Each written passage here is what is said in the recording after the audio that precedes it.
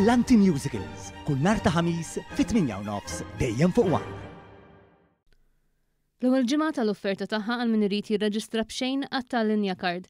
Jirriżulta li l-kumpanija Malta Public Transport irċiviet il-fuq minn 10,500 applikazzjoni.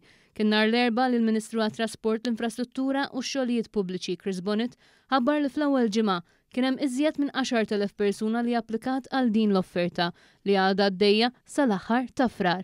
Issa jirriżulta lil One News li kien hemm 83% ta' dawk li applikaw f'dan il-perjodu li huma Maltin u Għawċin bil-maqlub tal-perċezzjoni li bdiet tinxtereb fuq il-medja soċjali.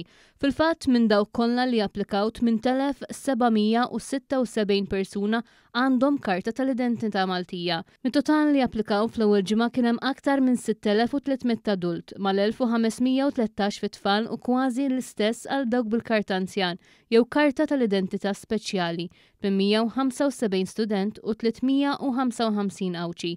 Meta wieħed qabel dawn iċ-ċifri ta' ġimgħa biss qabel fetħet l-offerta kien hemm differenza ta' 1,399 reġistrazzjoni iżjed ta' tal-linja card. Sakemm għaddejja l-offerta f'dan il-perjodu persuna tista' tirreġistra tal-linja card b'xejn fuq is-sit tal-publictransport.com.mt.